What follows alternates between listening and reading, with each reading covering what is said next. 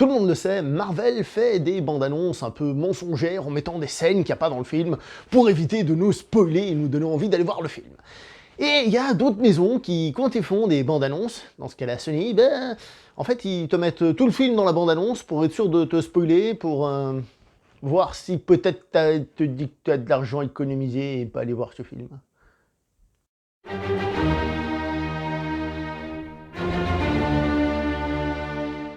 Bonjour cinéphiles.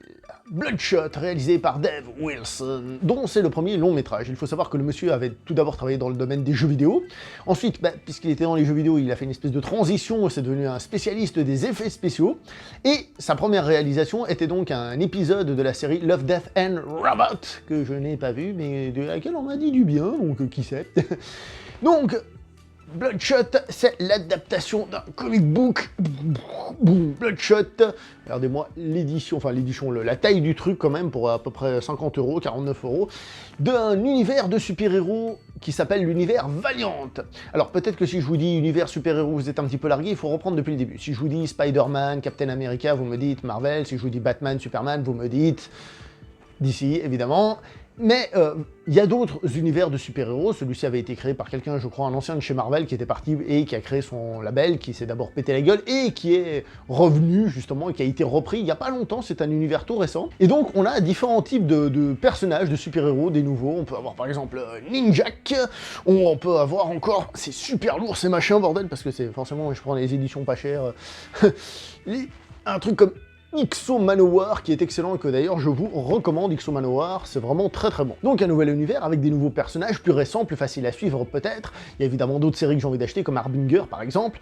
Mais l'une des choses, et il faut reconnaître que c'est normal vu l'étendue des univers comme Marvel et DC, aussi depuis le temps qu'ils existent, et puis aussi évidemment d'autres créations, que forcément les super-héros, les super-pouvoirs, au bout d'un moment, commencent un peu à tourner en rond. Alors je vais pas dire que ces personnages-là ne sont pas intéressants, loin de là, hein, mais c'est vrai qu'ils ont des caractéristiques qui reviennent de certaines personnages. Ainsi, X-O Manowar, on peut basiquement dire que c'est une sorte d'Iron Man. Bloodshot, quant à lui, évidemment, on peut le comparer un peu à Wolverine, parce qu'il a aussi cette capacité de se régénérer quand il est blessé. Lui, c'est dû à la technologie, ce sont des nanites. Et le mec est évidemment aussi un expert de la fight, des guns et compagnie, donc... à ce niveau-là, on peut le comparer à n'importe qui. Il y a plein de héros de cinéma ou autres variantes. Comme il a des nanites, donc ça veut dire qu'il a, on va dire, un super ordinateur en lui qui lui permet de pirater des trucs et des machins. Bon bref, c'est un personnage qui est malgré tout assez nouveau. Pour la petite histoire, j'ai fait ma muscu du mois. Donc le personnage de Bloodshot, c'est un personnage qui est tout blanc. Et quand je dis tout blanc, c'est pas noir, blanc, asiatique, etc. Hein, vous voyez ce que je veux dire? C'est, il est tout blanc comme une feuille de papier, d'accord? Donc vraiment tout blanc avec des yeux rouges, ce qui n'est pas le cas dans ce film. Et le comics, j'allais dire le manga, le comics, il est quand même de temps en temps un petit peu violent. Ça lui arrive d'être un petit peu sanglant sur les bords. Je vais vous montrer un truc. J'espère que vous voyez à peu près correctement. Crac. Là, ici, ici.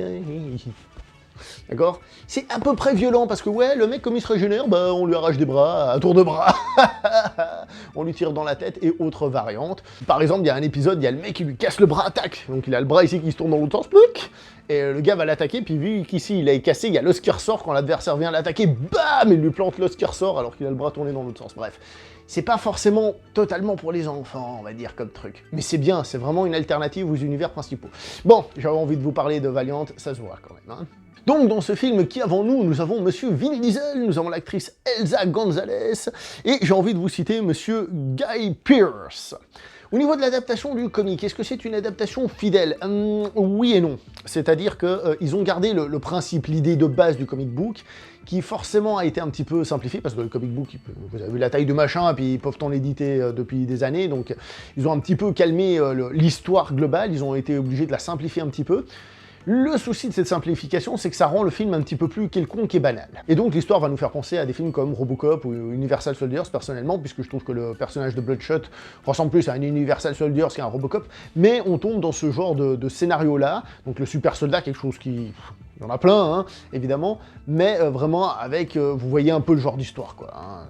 Je rentre pas plus dans les détails parce que, évidemment, ce serait spoilé.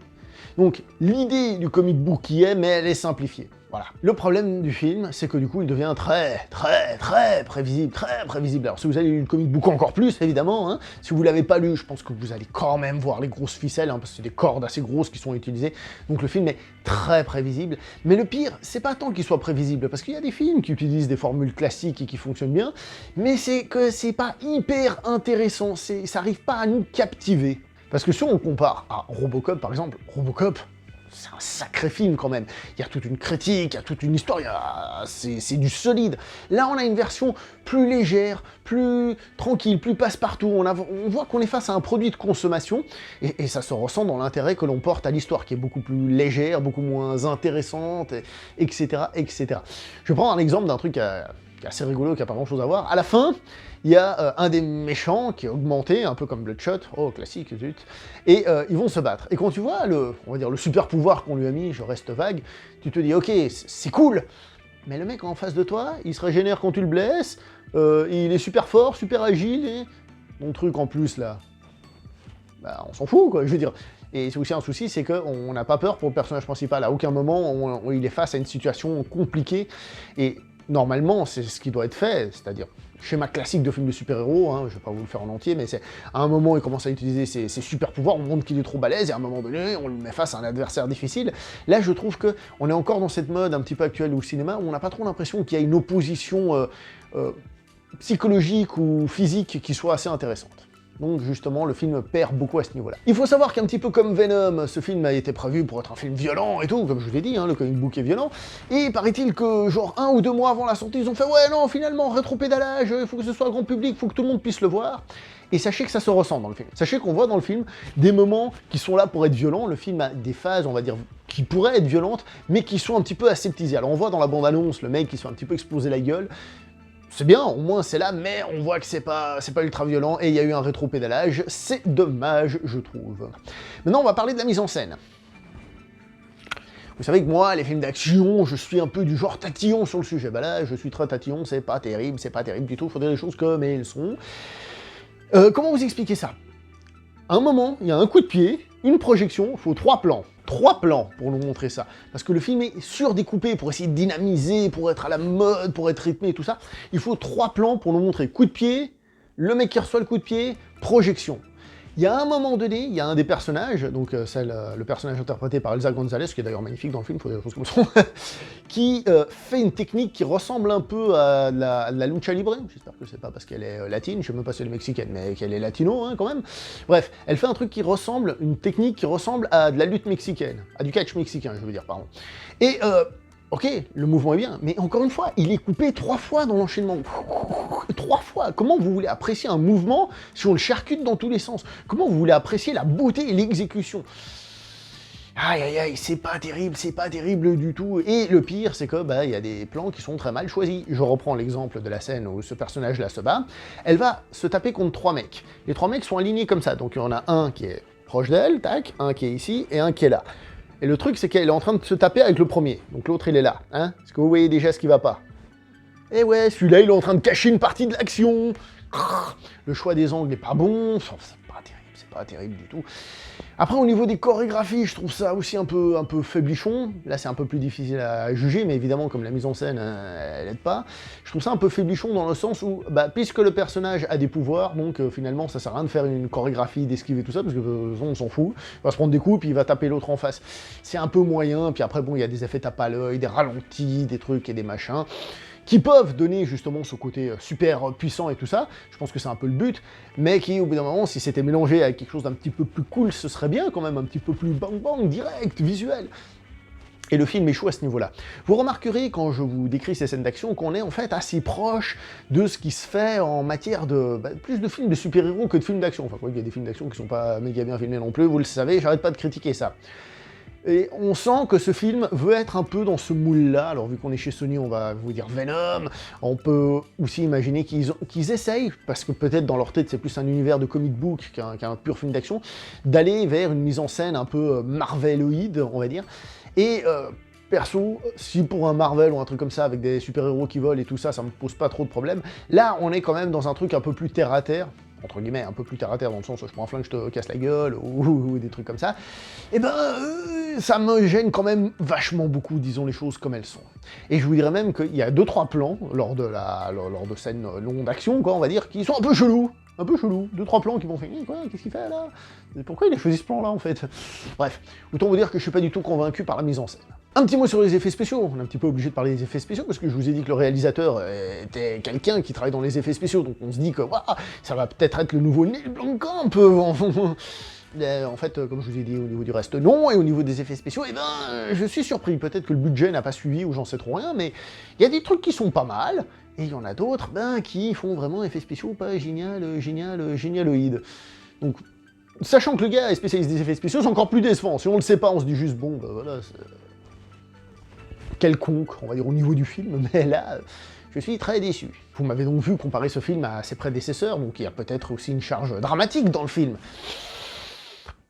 Il y en a une, ouais, mais l'expédie est vite fait, bien fait, hein. Je veux dire, il y a une scène, je n'ai pas envie de vous raconter, mais qui est assez classique, qu'on imagine qu'elle sera là, puisque je vous ai dit que c'était prévisible, peut-être que vous visualisez. Elle est expédiée en 2 temps, 3 mouvements, et j'ai envie de dire que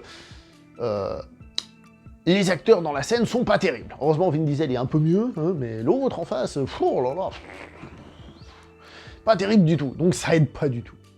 Donc on va parler des acteurs. Donc je vous ai dit que Vin Diesel était mieux, mais honnêtement Vin Diesel c'est pas un bon acteur. Je suis désolé, c'est pas un bon acteur. Tout le début du film, oh là là, mon dieu, j'ai trouvé ça catastrophique, les têtes qu'il fait. Pour moi il était à côté de la plaque. Après, quand il devient, on va dire, Bloodshot en tant que tel, ça devient le Vin Diesel habituel. Donc là, il a au moins une certaine présence et tout ça. Donc on sait à quoi s'attendre. Moi perso, une fois qu'il devient, on va dire, le Vin Diesel classique du cinéma évidemment, j'ai trouvé que ça allait, parce que c'est ce à quoi on s'attendait. Après, c'est pas un excellent acteur, mais c'est vrai que le début m'a vraiment refroidi.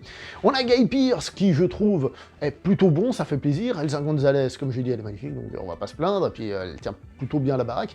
Mais le film repose sur Vin Diesel, c'est un film qui est là pour festoyer, pour glorifier l'image cinématographique de Vin Diesel, et pour lancer un univers. Je pense que c'était une bonne idée de miser sur une star du cinéma d'action très testostérone, hein. D'ailleurs ça se fait de moins en moins au cinéma, hein. Donc d'un côté c'est appréciable, mais c'est vrai que c'est pas l'interprétation du siècle.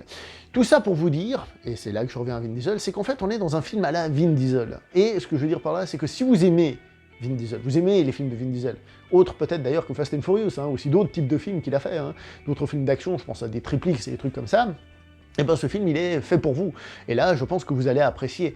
Moi, comme vous avez remarqué, j'ai pas apprécié du tout, donc la note que moi je lui donne personnellement, c'est un 4 sur 10, à la limite, je veux bien qu'on aille jusqu'à 5 sur 10, parce que, faut dire les choses comme elles sont, c'est un film de science-fiction, mais qui n'a pas du tout l'intention, ça se voit dans sa manière d'être fait, qu'il n'a pas l'intention d'être un Terminator, ou d'être quelque chose de plus. C'est un film qui n'a, comme j'ai dit, pas l'intention d'être autre chose qu'un produit, comme ça, de divertissement, vite fait, bien fait.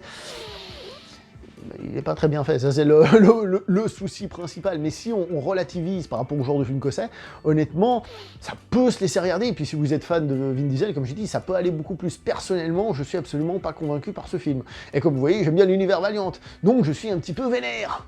Ce qui me ramène à ce que j'ai dit dans Invisible Man par rapport à Upgrade. Upgrade, vous vous souvenez, le film de Leigh Whannell, donc Invisible Man, le film de Leigh Whannell aussi, hein.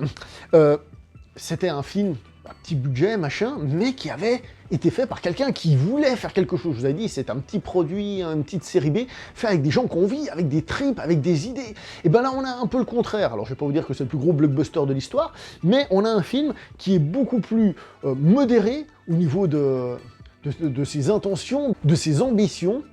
Et il faut dire les choses comme elles sont, ça se ressent grandement, et c'est vraiment dommage. Si ça pouvait être fait avec un petit peu plus d'envie et d'idées, ce serait vraiment, vraiment, vraiment cool. Après, le réalisateur est débutant, faut pas non plus lui jeter la pierre tout de suite, on va lui laisser sa chance, là c'était pas terrible, mais bon, peut-être qu'il a pris de l'expérience, et la prochaine fois ça ira mieux. C'est ce qu'on espère tous. Moi, personnellement, je suis pas convaincu. Je vais m'arrêter là pour cette vidéo, n'oubliez pas de liker, commenter, partager, on se voit prochainement pour une prochaine vidéo, jusqu'à là, portez-vous bien, allez, ciao tout le monde.